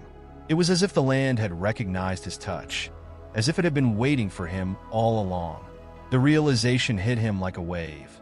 The forest wasn't just a place of mystery or fear. It was alive, and it had been waiting for someone to come and break its curse. This circle, these stones, the whispers, they were all part of something larger, something tied to the very heart of the forest. Dmitri had believed he was walking into the unknown, but now he understood that this had been his destination all along. The forest had drawn him in, and now it was asking him to make a choice. But what choice could he make? How could he break a cycle that had been in place for so long? A cycle that had shaped the lives of everyone who had ever lived near these woods. Dmitri felt the weight of the decision before him, the enormity of what he was about to face. The whispers had said he could end the cycle, but at what cost? What did it mean to return what had been taken? He had no answers, only the sense that the path before him was more dangerous and uncertain than he could have ever imagined. Dmitri took a deep breath, feeling the pull of the stones, the pull of the forest itself. The weight of the past seemed to press on him from every side, as though the forest itself were holding its breath, waiting for him to act. He could feel the presence of something ancient, something powerful, watching him, testing him. And in that moment, Dmitri realized that there was no turning back. He had come too far, and the forest would not let him leave without an answer. The whispers grew louder, more insistent. You know what must be done?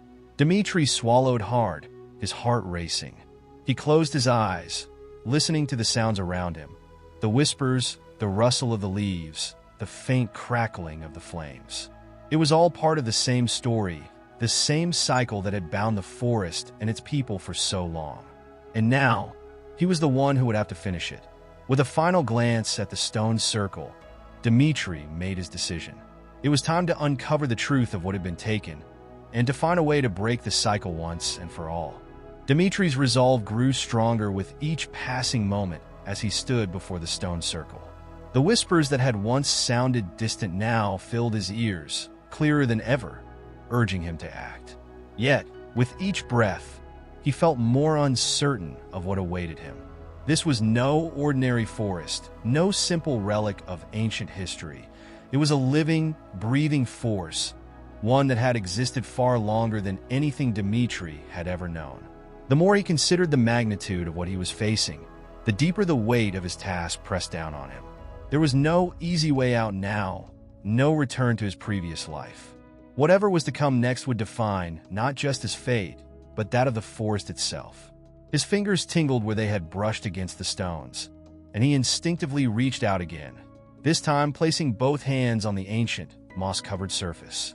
The moment his skin made contact, the ground beneath him seemed to tremble. It was subtle, like a deep vibration in the earth, but it was enough to make Dmitri flinch. The air around him thickened, growing heavier, and the whispers grew into a collective voice, one that seemed to reverberate not just in his mind but throughout the forest.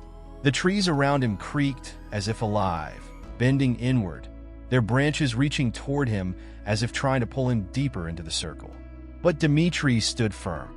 He had come this far, and he would not falter now. The voice continued to echo in his ears, and as it did, he began to discern the words more clearly. Return what was taken, release what binds us. The keeper waits. The voice was not just a whisper now. It was a command, a directive, and it sent a chill through Dmitri's spine. The keeper.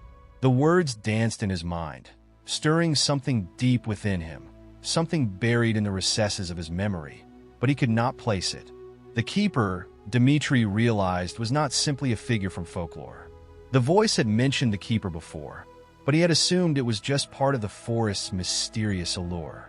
Now, he understood that the keeper was something far more tangible, a guardian, a warden of the cycle that bound the forest. But who, or what, was the keeper? And what did he, or it, have to do with Dmitri's presence here? Dmitri took a hesitant step forward, then another, until he found himself standing fully within the circle.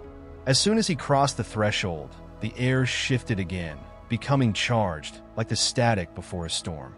The temperature plummeted, and the once vibrant green foliage of the trees around him seemed to darken, their leaves taking on an almost unnatural hue. It was as if the forest was watching him, waiting for him to make the next move. A sudden crackling sound from the center of the circle caught Dmitri's attention, and he turned sharply. There, in the center, where the ground was bare of foliage, a figure slowly began to take shape. It was not a human figure, but something more ancient, more primal. At first, it appeared as little more than a silhouette, a shadow stretching out from the very earth. But as the figure grew more defined, Dmitri could see that it was not a solid form at all. The keeper seemed to be made of smoke and earth, its shape shifting and swirling as if it were part of the forest itself. The figure spoke, its voice both distant and immediate, resonating in the very core of Dmitri's being. "You are the one," it intoned, "the one who will either restore balance or condemn us all." Dmitri stood frozen, his heart pounding in his chest. This was the keeper, the ancient presence the forest had been speaking of, and it had appeared before him, just as the whispers had promised. But what did it want? What did it mean by restoring balance? "I do not understand," Dmitri confessed, his voice shaking, though he struggled to keep it steady. "What am I supposed to do? What has been taken?" The keeper's form seemed to ripple in response, its smoky tendrils shifting as it leaned closer. "The balance of life and death has been disrupted," it explained, its voice carrying an eerie calm. "The forest has been bound by a curse for centuries, a curse that began when the first lives were sacrificed to its power. Those who entered here and sought to tame its depths gave a part of themselves, and in doing so, they were bound to it. This bond, this cycle, must be broken." Dmitri's mind raced as the keeper's words sank in. He thought back to the village, to the people he had spoken to. They had all lived under the shadow of the forest's curse, tethered to it by an unspoken pact. But what had been taken from them? And how could he restore what had been lost? The keeper seemed to sense Dmitri's confusion. It spoke again, its form swirling in the air, and the whispering voices of the forest seemed to join in chorus, their words becoming louder, more urgent. "The one who enters must offer something in return. Only then can the curse be lifted." Dmitri's chest tightened as the gravity of the situation became clearer. Whatever was required of him, whatever had been taken, it would not be easy. There was no turning back now. He had crossed into the heart of the forest, into the very place where the cycle began, and the price of breaking it would come at a personal cost. The keeper's form began to fade, its voice lingering in the air like the scent of something long forgotten. "The decision is yours. Choose wisely." And with that, the keeper was gone, leaving Dmitri alone in the circle once again, surrounded by the whispering forest. The weight of the forest's history bore down on him, the immense responsibility settling in his chest. He had to make a choice that would either free the land from its curse or doom it forever. But to make that choice, he first needed to understand what had truly been taken and what he would be willing to give in return. As the whispers of the forest continued to swirl around him, Dmitri knew that the answers lay somewhere within the heart of the woods. But what price would he pay to uncover them? Dmitri stood alone in the stone circle, the last remnants of the keeper's presence lingering in the air. His thoughts swirled like the mist around him, heavy with the weight of the decision that now lay before him. The forest, though silent in its physical form, seemed alive with whispers, unheard voices beckoning him, urging him to move forward. But forward into what? He had come here seeking answers, hoping to find some resolution to the mystery that had plagued him ever since he first set foot in this cursed place. Now, As the forest's ancient eyes seemed to turn upon him, Dmitri realized the answer he had sought was far more complex than he could have imagined. The keeper had told him that the forest balance had been disrupted, that life and death were no longer in harmony. But how had this imbalance come to be? What sacrifices had been made? And most importantly, what was it that Dmitri himself had to offer in return to undo it? The cryptic words of the keeper echoed in his mind. The one who enters must offer something in return. The price of knowledge, of understanding the forest's true nature, was not just a physical cost, but something far deeper, something tied to the very essence of his being. Dmitri knew that the answer was not to be found by merely seeking more information from the keeper. The forest had made it clear that this was not a simple puzzle to solve. This was a trial, a test not just of knowledge but of spirit, of willingness to sacrifice. But what was he prepared to give up? The question gnawed at him like an unrelenting hunger, and the more he considered it, the more he realized that the price of breaking the curse was not one that could be paid lightly. This was not a transaction that could be completed with mere words or actions. It required a personal commitment that Dmitri was unsure he could make. As the minutes stretched into hours, the air around him grew colder, the trees creaking in the wind as if they too were waiting for his decision. A part of him wanted to flee, to leave this place and return to the safety of the village, to forget the ancient forest and its dark secrets. But deep down, Dmitri knew that he could not turn back now. He had already crossed the threshold, and there was no escaping what lay ahead. With a deep breath, Dmitri began to walk through the circle, his footsteps slow and deliberate, each one seeming to echo in the heavy silence. The path ahead was shrouded in darkness, the trees closing in on either side as if conspiring against him. Yet he moved forward, compelled by an unknown force, the whispers growing louder with each step. They were not the gentle voices of the wind or the forest, but something more insistent, more urgent, voices that seemed to be guiding him, pushing him toward something. He soon found himself at the edge of a clearing, where the trees parted to reveal a small, ancient altar. The stone structure was weathered and cracked, its surface covered in a thick layer of moss. Atop the altar lay an object, half buried in the dirt, as though it had been waiting for centuries. Dmitri approached cautiously, the whispers in his ears growing louder, urging him to uncover what lay beneath the earth. With trembling hands, he reached down and unearthed the object. It was an ornate dagger, its blade dark and gleaming, as if forged from the very essence of the forest itself. The handle was intricately carved, depicting scenes of nature, animals, trees, and rivers, all woven together in a pattern that seemed to pulse with life. But as Dmitri held it, he felt a chill run through his veins, as though the dagger was not just a tool, but a conduit to something far older, far more powerful than he could comprehend. The whispers seemed to respond to his touch, growing more frantic, their voices blending into a single, unified chant. Offer the blade, offer yourself, and the curse will be undone. The words reverberated in his mind, sending a wave of nausea through his body. He understood now. The blade was not just a weapon. It was a key, a symbol of the sacrifice that the keeper had spoken of. To break the curse, Dmitri would have to offer something of great value, something that tied him to the forest and its history. But what was the price? What did the forest demand? The thought of sacrificing himself, the very essence of his being, made his stomach turn. How could he possibly give up what made him who he was? Was it worth the risk? Was it worth the pain? As if in answer, the forest around him began to shift, the trees groaning and bending, their branches twisting like the fingers of a giant. The sky above darkened, and Dmitri felt an overwhelming presence envelop him, as though the entire forest were watching, waiting for him to make his choice. The dagger in his hand seemed to pulse with energy, its power both inviting and terrifying. He closed his eyes, trying to steady his breathing.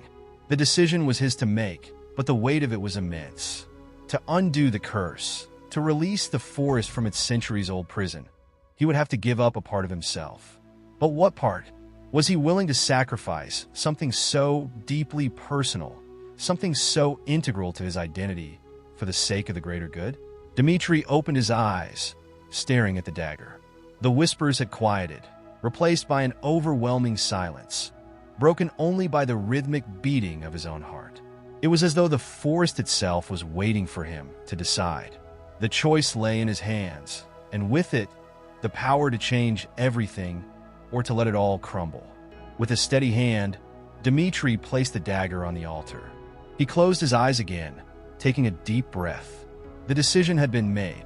The price of knowledge was steep, but it was a price he was willing to pay. The whispers grew silent once more, the forest holding its breath as Dmitri's fate was sealed.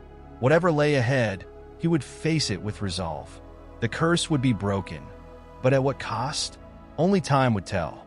The moment Dmitri made his decision, the forest around him seemed to exhale, releasing a tension that had hung in the air like a storm about to break.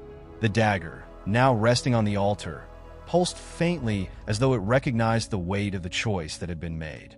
For a brief, heart-stopping moment, the forest seemed to hold its breath, as if everything within it awaited the consequences of Dmitri's actions.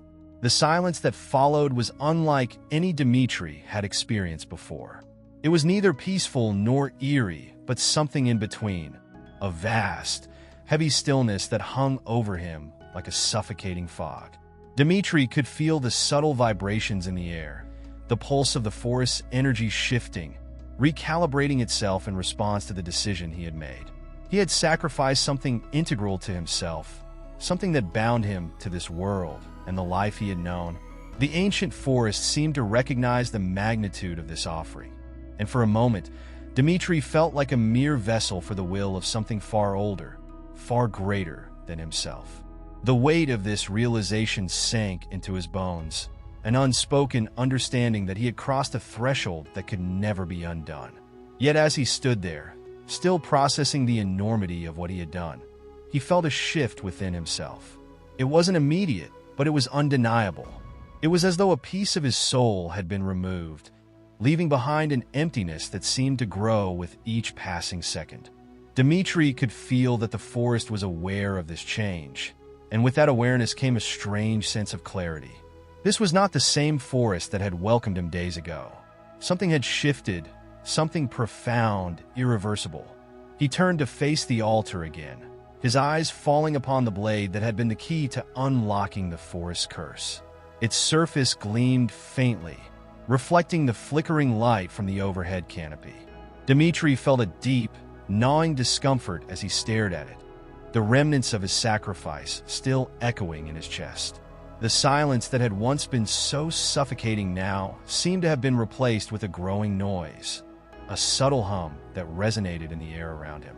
It was as if the entire forest were speaking in unison, its voice a cacophony of whispers that seemed to surround him on all sides. The whispers had returned, but they were different now, deeper, more urgent, as though the forest itself was trying to communicate something vital. Dmitri strained to listen, his heart pounding in his chest, but the words remained elusive. They swirled around him, shifting and undulating in the air like smoke.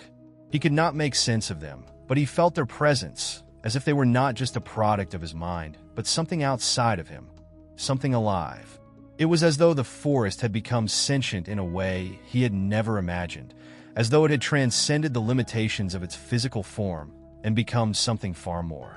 For a moment, Dmitri considered leaving, returning to the village and trying to make sense of what had happened. But the thought felt hollow, empty.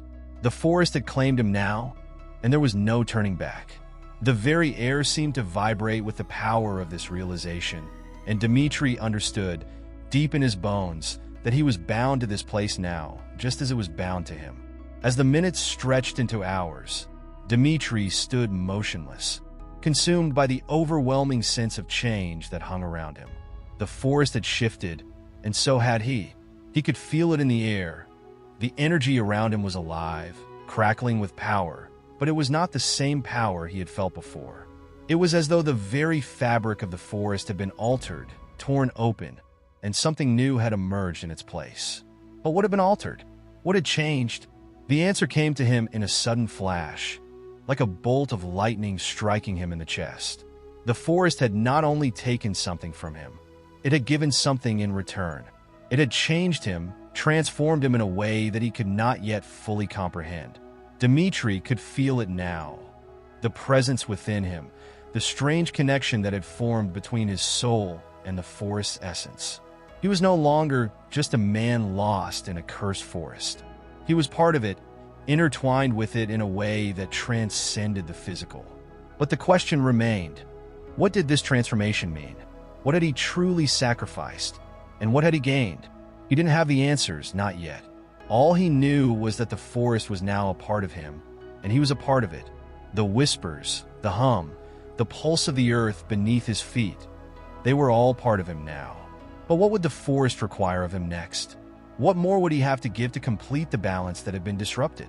As if in answer to his thoughts, the ground beneath his feet shifted, the earth trembling slightly, as though it were alive. Dmitri's heart skipped a beat, his senses suddenly heightened, and he realized, with a sinking feeling in his gut, that the forest was not done with him yet. The sacrifice he had made was only the beginning. Whatever came next, whatever this transformation would bring, he was bound to it now, and there was no way of knowing where it would take him. The forest was changing him, but Dmitri wasn't sure if he was ready for the price of that change. He had given a part of himself, but what had it cost him? As the wind began to howl through the trees, the whispers returned, this time louder, more insistent, as if demanding an answer. The price of knowledge, Dmitri realized, was not something that could be measured by simple sacrifice. It was something that seeped into the very core of his being, altering him in ways he could not yet understand.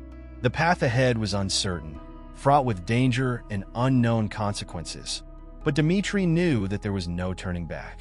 The forest had marked him, and now it would shape his fate. The realization hit Dmitri like a blow to the chest. The forest had claimed him, not just in body, but in mind, heart, and soul. He had thought that his sacrifice would release the ancient curse, would allow him to return to the life he had known. But now, standing among the ancient trees, feeling the pulse of the earth beneath his feet, he understood the grave nature of his mistake. The forest was not simply a living, breathing entity. It was something older, something more complex, something that could not be appeased by a mere offering. Dmitri had disturbed a balance, and it was not through sacrifice alone that it could be restored. As he walked deeper into the forest, the air around him seemed to thicken, as if the very atmosphere was bearing down on him. The once gentle whispers that had surrounded him now seemed to have grown darker, more insistent, demanding his attention. Dmitri couldn't help but feel that the forest was watching him, not with curiosity, but with something much more ominous, like a predator observing its prey. He had given so much, but the forest had not given him peace in return. Instead, it had shown him only the price of knowledge, a relentless, gnawing awareness that there was far more to this place than he had ever understood. The forest was no longer just a place of mystery to Dmitri. It had become a reflection of his inner turmoil. Every tree, every rustling leaf seemed to carry the weight of his choices. His mind raced, trying to grasp the enormity of the consequences. He had unlocked something in this place, but he wasn't sure if it was power or something darker, something that would soon consume him. The connection between him and the forest had deepened, but it had not given him strength or clarity. Instead, it left him feeling fragmented, disjointed, as though his identity was slipping away, slowly but surely. There were moments when Dmitri felt an overpowering urge to flee, to return to the village, to pretend as if none of this had ever happened. But deep within him, he knew that escape was not an option. The forest had bound him to its will, and there was no undoing what had been done. He had asked for knowledge, and the price for that knowledge was far greater than he had anticipated. The more he walked, the more he felt the weight of the unseen forces pressing in on him. He was not just walking through the forest. He was walking through his own unraveling mind, the very edges of his sanity fraying with every step. As he ventured deeper, he stumbled upon something that only increased his unease. A clearing, one he had not seen before. It was eerily quiet, devoid of the usual rustling of leaves and distant animal calls. In the center of the clearing was a stone monument covered in moss and vines, its shape almost indistinguishable from the surrounding trees. Dmitri approached it cautiously, his heart hammering in his chest. The air around the monument felt heavy, as though it was infused with a palpable sense of ancient power. He could feel the weight of the forest's gaze upon him, its silent judgment closing in. There was no turning back now. The monument seemed to symbolize the finality of his choice, a grim reminder that the knowledge he sought had consequences he could not yet fully comprehend. The whispers returned then, louder than ever, but this time they were not distant murmurs. They were clear, precise, their voices like a chorus, speaking directly into Dmitri's mind. They spoke of the ancient curse, of a balance that had been shattered long before he had arrived. They spoke of sacrifices made, of rituals that had been abandoned, of promises broken. Dmitri felt his knees weaken as the weight of the truth settled on him. The curse he had tried to break wasn't just the product of dark magic. It was the result of a centuries-old pact, one that had been violated by countless others before him. This forest, this place, was not a sanctuary. It was a prison, a place where ancient forces fought for control over the lives of those who dared to enter. The voices in his head intensified, their words now overlapping, filling his mind with fragmented pieces of forgotten histories. Dmitri could feel his grip on reality slipping further, each passing moment pulling him deeper into the dark embrace of the forest. It was as though he had become a part of the forest's twisted web, his fate now inextricably linked to the ancient forces that had been awakened by his actions. The whispers spoke of redemption, but it was a hollow promise, one that Dmitri could not fathom.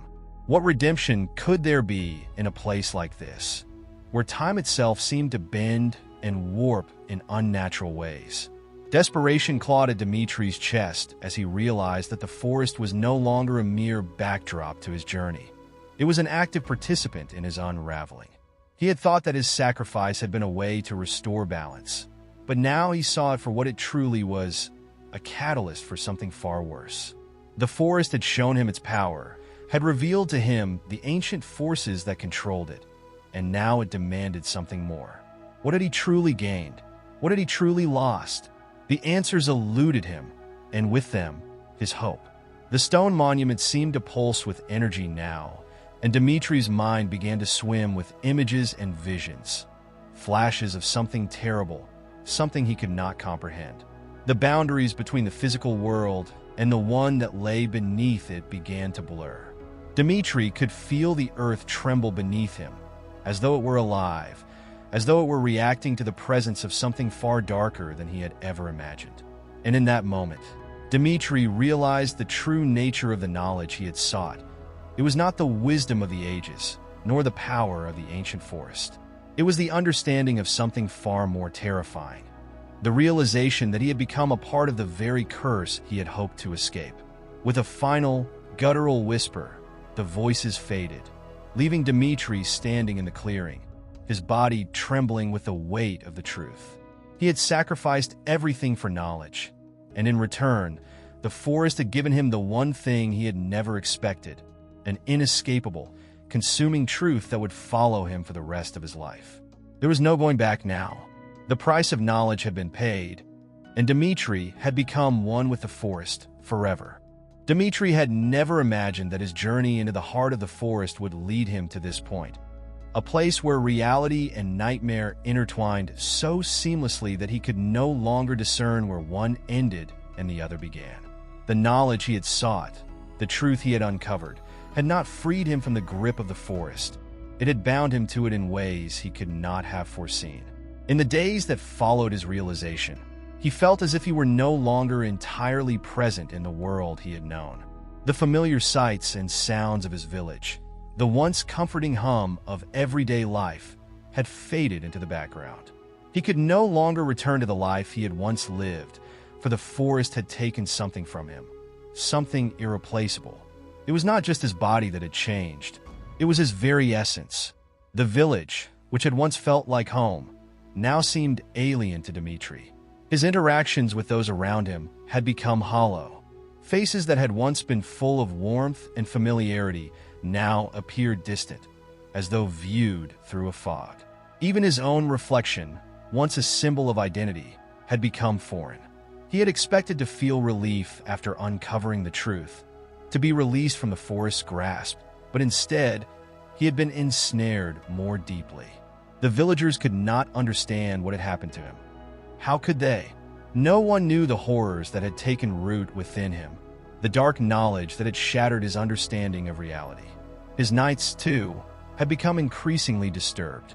Sleep eluded him, not because of exhaustion, but because the darkness within his mind could not be quieted. The whispers had not stopped. If anything, they had grown louder, more demanding. They echoed in his thoughts, pulling him into visions of the forest, of the stone monument, and of the ancient forces that ruled over the land. Dmitri could feel the pull of the forest, its tendrils reaching out to him in his sleep, urging him to return, to complete something he had not yet fully understood. There were moments when he awoke, drenched in sweat, certain that he had heard footsteps in the woods, certain that something was watching him, waiting for him to make his next move. It was not just the forest that haunted him. The village, too, had begun to shift. The people around him, once so familiar, now seemed to have changed. Faces he had known for years were now distorted, as though they, too, were affected by the curse Dmitri had unleashed. It was as if the very fabric of his life had unraveled, leaving him with nothing but fragments of memories, each more distant and disconnected than the last. He found himself walking the streets, haunted by the idea that the curse had spread beyond the forest, infecting everything it touched. Was it the forest itself that had changed the village? Or had the village always been this way, and he had simply never seen it?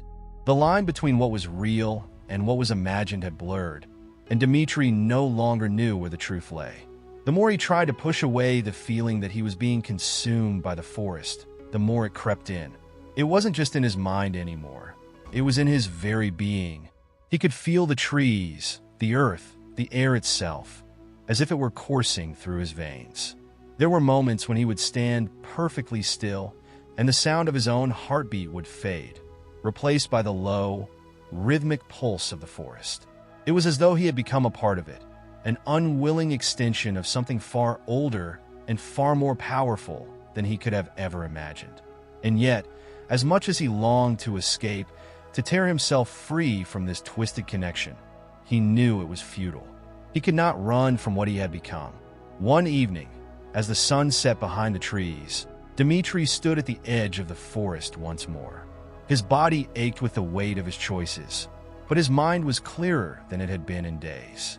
It was in that moment that he understood the true cost of the knowledge he had gained. The forest had not just claimed his soul, it had claimed everything he was. The man who had entered its depths seeking understanding, seeking answers, was no longer the man who stood before the trees now.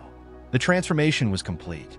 Dmitri had become an unwilling vessel for the ancient curse, a creature of the forest bound to its will, its power, and its eternal cycle. But it wasn't just Dmitri who had changed. The village, the world around him, was also being affected by the forces he had unleashed. He could see it now, the slow decay, the subtle shifts in the lives of the people he had once known.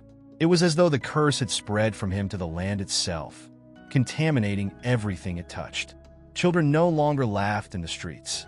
The once vibrant fields now lay fallow, the crops withered and dying. The villagers seemed to age before his eyes, their faces etched with worry, their eyes hollow with fear. It was as if the forest's power had seeped into their bones, feeding off the same curse that had claimed Dmitri. Dmitri knew that there was no way to stop it. No ritual, no sacrifice, no prayer would undo the damage that had been done. The curse had already taken root in the very fabric of existence, and there was no turning back. In some ways, this realization gave him a strange sense of peace. The struggle, the fight for control was over. He was no longer an individual caught between the forces of light and darkness. He was a part of something much larger, something that could not be undone. The curse, the forest, the village, they were all intertwined now, and Dmitri had become their harbinger. The final moments of Dimitri's life were not marked by pain or fear, but by a strange acceptance. As he walked into the forest for the last time, the trees parted before him, as if they were welcoming him home. The whispers had become his voice now, their murmurs a constant presence in his mind, guiding him forward. The forest had taken everything from him, and in return, it had given him something far more terrible: eternal knowledge. He understood now, fully, what it meant to be a part of something ancient, something unstoppable. And as the darkness enveloped him, Dimitri knew that the curse would live on, not just in the forest, but in everything it had touched. And so, the cycle continued, unchanged, eternal, and all-consuming. The forest, the curse, and the knowledge would live on, spreading like a disease, infecting all who dared to seek the truth. Dimitri had learned that some things were not meant to be understood. Some things, once uncovered, could never be undone. The price of knowledge had been paid, and it had cost him everything.